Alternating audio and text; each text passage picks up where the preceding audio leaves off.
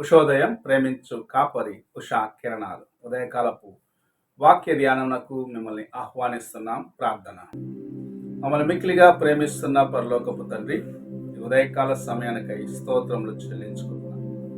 మమ్మల్ని ప్రేమించి మరి ఒక దినం అనుగ్రహించిన నీ కృప కొరకు వందనాలు దేవా. ప్రతి దినము ఉదయకాలమునే నీ స్వరము వినుటకు మాకు ఇచ్చిన కృప కొరకు వందనాలు.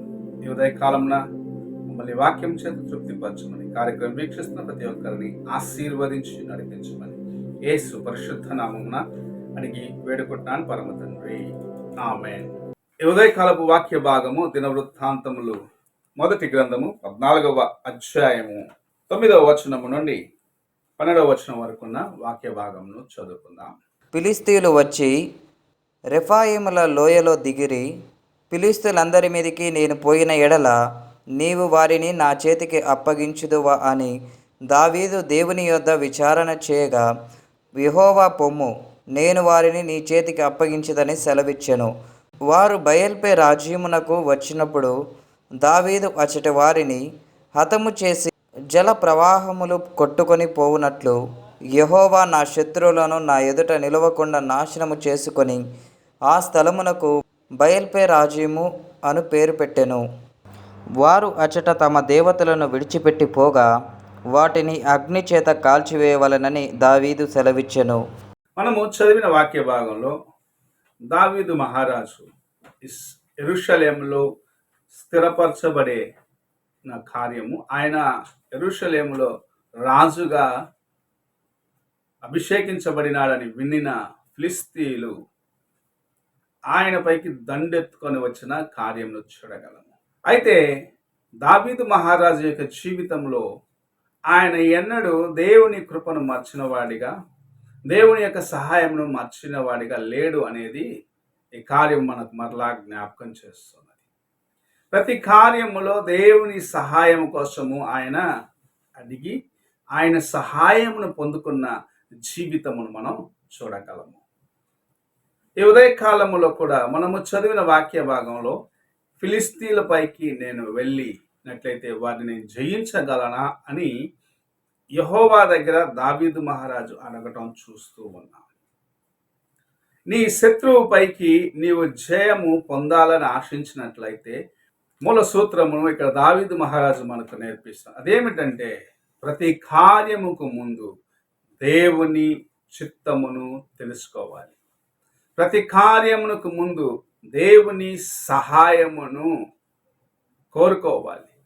దేవుని కృపచేత నడిపించబడిన అనుభవంలోకి నీవు రావాలి అన్నది నేర్పించబడుచున్నది. ఈ ఉదయకాల సమయమున అనేక కార్యములు మనం చేయొచ్చు అన్నాము. దేవుని చిత్తమును ఎరిగి చేస్తున్నామా? కొంతమంది వివాహ కార్యక్రమము తన గృహంలో పెట్టుకుంటారు, అన్ని మాట్లాడుకుంటారు. చివరిగా దైవజనుడి కాడికి వచ్చి ఇది దేవుని చిత్తం అయితే బాగా జరగాలని అప్పుడు దేవుని చిత్తము కోసం అడగటం ప్రారంభిస్తారు. ఒక వ్యక్తి తన ఇంటిలో ఒక కార్యము చేయకముందే, అది వివాహ కార్యమైనా సరే, మరి ఏ విషయమైనా సరే, మోకరించి ప్రార్థించి దేవుని చిత్తమును ఎరిగినట్లయితే అది అతనికి ధన్యకరముగా ఉంటుంది.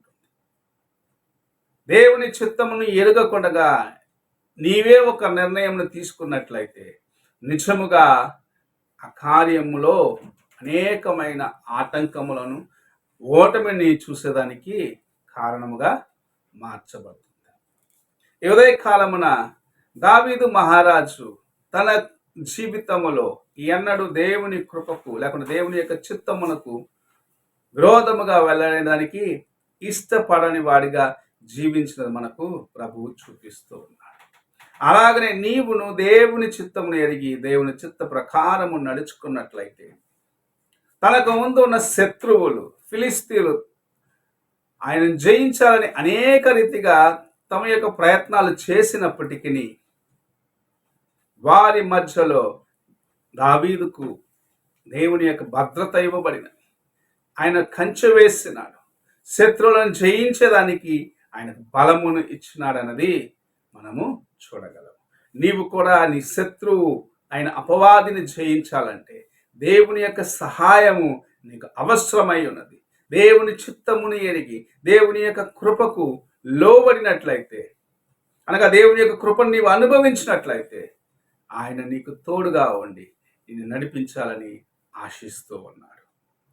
నీవు మొదటిగా చేయవలసినది, నీవు ఒక కార్యము చేయక ముందు నీ హృదయమును దేవుని వైపు ఎత్తి, కొండల తట్టు నా కన్నులెత్తుచున్నాను, సహాయం ఎక్కడి నుండి వచ్చునని దావీదు మహారాజు చెప్పిన రీతిగా కొండ అయిన దేవుని వైపు, బండైన ఆయన వైపు నీ హృదయమును ఎత్తి నీ కన్నులెత్తి ప్రార్థించినప్పుడు దేవుని సహాయమును పొందగలవు.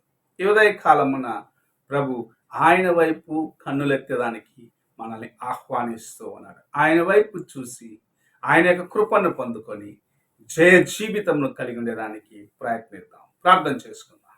మమ్మల్ని మిక్కిలిగా ప్రేమిస్తున్న పరలోకపు తండ్రి, ఈ సేవకుడైన దావీదు యొక్క జీవితము ద్వారాగా మాకిచ్చిన గొప్ప నాయన పాఠము కోసం వందనములు చెల్లించుకుంటున్నాను. దేవా, ఎటువంటి పరిస్థితిలోనైనాను నీ వైపు చూస్తే మాకు సహాయమునిచ్చి మమ్మల్ని నడిపించే దేవుడుగా నీ ఉన్నావని నీ వాక్యము సెలవిస్తుంది. నీ వాక్యానుసారముగా మేము నడుచుకొని, నీ వాక్యానుసారముగా మేము జీవించే, నీ చిత్తానుసారముగా మేము ముందుకు వెళ్ళేదానికి మాకును సహాయము చేయమని దావీదు మహారాజులాగా ప్రతి కార్యంలో నిన్ను ముందు పెట్టి, దేవా నీ చిత్తం ఎరిగి నీ చిత్తానుసారము నడుచుకున్న కృపను దయచేయమని యేసు పరిశుద్ధ నామమున అడిగి వేడుకుంటున్నాను పరమ తండ్రి. ఆమేన్. తండ్రి అయిన దేవుని ప్రేమ, కుమారుడైన క్రీస్తు కృప, ఆదరణకర్తైన పరిశుద్ధాత్మిక సహవాసము ఇప్పుడు ఎల్లప్పుడూ తోడై ఉండి సదాకాలము నడిపించునుగాక. ఆమేన్.